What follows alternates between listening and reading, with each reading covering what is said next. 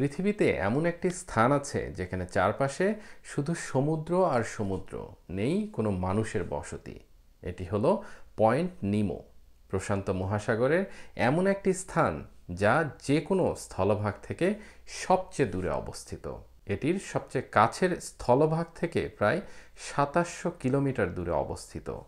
নিকটতম দ্বীপগুলো অত্যন্ত ছোট এবং এগুলোর কোনোটিতেই মানুষ বসবাস করে না। এখানে কোনো গাছগাছালি বা স্থায়ী প্রাণীও নেই।